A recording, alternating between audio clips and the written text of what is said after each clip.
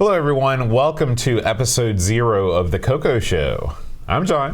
And I'm Aaron. And this is just kind of a placeholder episode so you can subscribe to the RSS feed before the official episode 1. But I thought we'd talk a little bit about why we're doing a show about the TRS 80 color computer.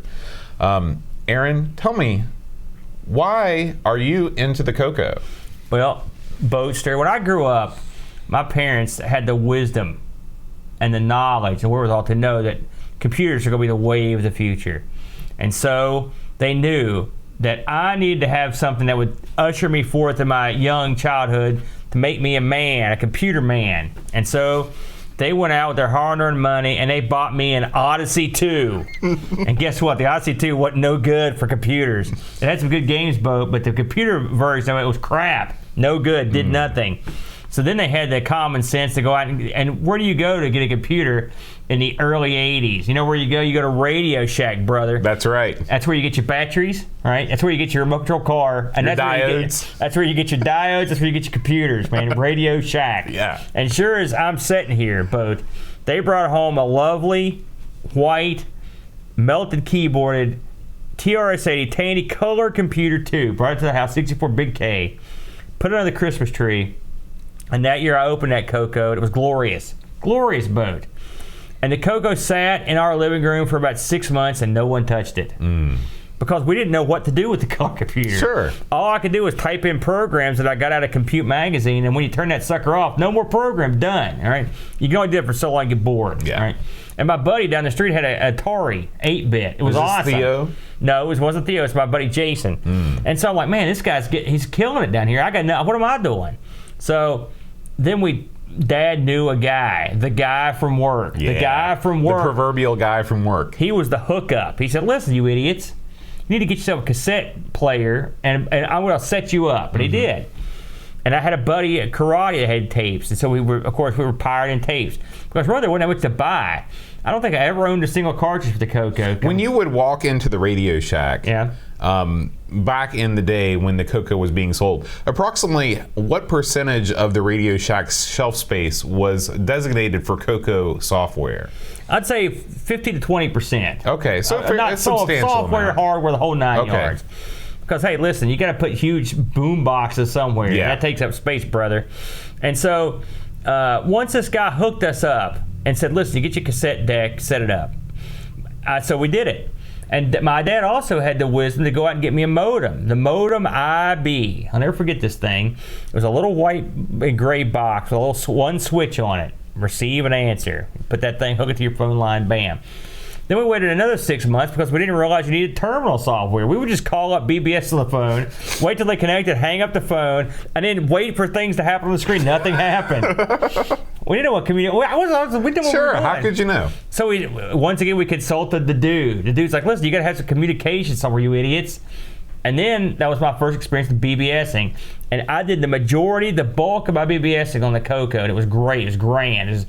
The CoCo did a good job with that sort of thing, and I used to have so much fun with my modem back in the old days. And eventually, like I said, I met some people that had double tape deck, set me up with some games. I was good to go.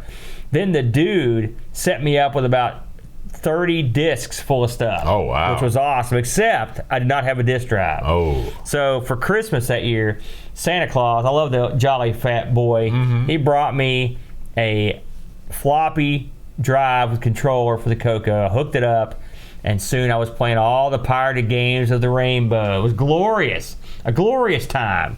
And I remember I was so in love with it, I picked the whole system up, took it to my grandma's for Christmas Day, set it all back up, took her over the TV, played CoCo games on it all day long, and that was it. I was off and running with the CoCo. With discs, I was grabbing anything I could. And me and my brother ended up started getting stuff off the magazines. We would find pen pals, and we'd do mail swapping. I was a member of a CoCo underground fanzine for a while. You got any of those left? Oh man, I wish. Yeah. I wish I had them. We even purchased some crazy software on the back of magazines, because back in those days it was crazy. Wrestle Crazy, I think was what it was called, and it was awesome game. And we had a great time with the CoCo. And so years passed, and I begged my mom, please, Mom, for Christmas, get me a Color Computer 3. I got to have it. 128K, the big memory boat. It doesn't get any bigger. It doesn't get any bigger than that. And who else would need more than that? And bam, here it comes. You could do lowercase on it. Oof. Yeah. That's when you hit the big time. That's right. I printed all my reports for school off on this thing. We had a Tandy printer. We were a Tandy family, brother. And the CoCo was awesome. I had a lot of fun playing Pitfall 2 on it, and a few games that supported the Tandy CoCo 3 exclusively. It was great. And then I saw the writing on the wall, which much like I saw the writing on the wall for the Amiga.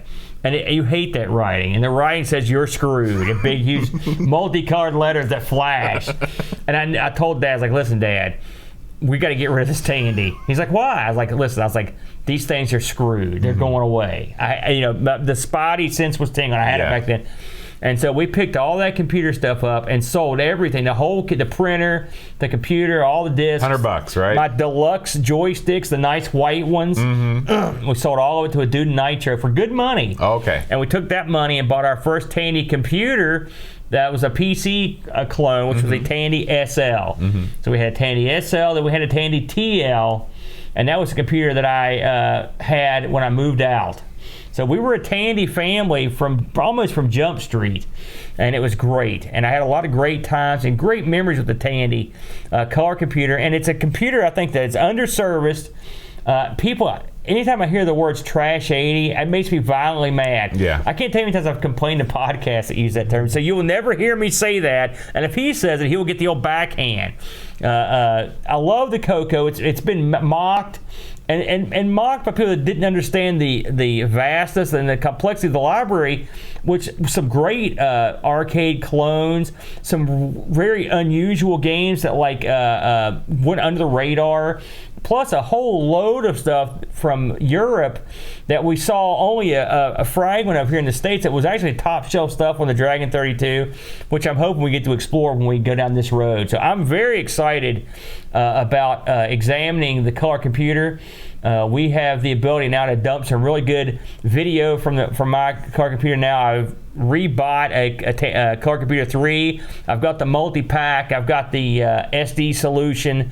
I've got the memory expansion boat. I'm up to the big memory now. I'm up to the big over memory. 128K. That's you got to go over that because something's coming. Yeah.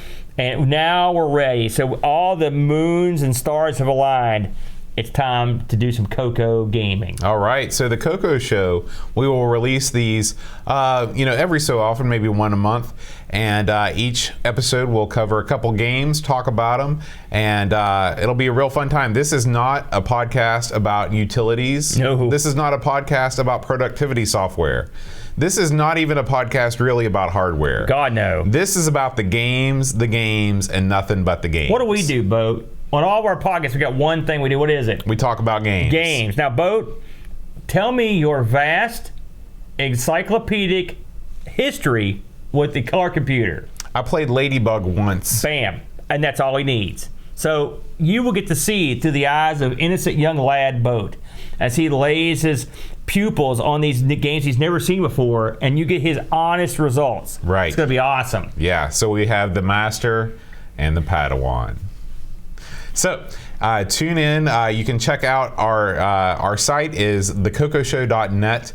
You can subscribe to the podcast through iTunes, Stitcher, anywhere you want to, and you can listen and have fun. We also have Patreon at patreon.com/thecocoshow if you would like to support the show and bring us closer to our goal of actually making this a weekly podcast. I will also mention that if you are subscribed to our YouTube channel, we'll be doing periodic CoCo playthroughs of things. It's going to be a lot of fun, Bowden, and we're going to play some games, put some videos up, and along with the other content. If you have ever seen any of our other shows, we do the Amigos, Everything Amiga Podcast, the ARG Sinclair, which is a ZX Spectrum show, and myself and Brent, my brother, do ARG Presents.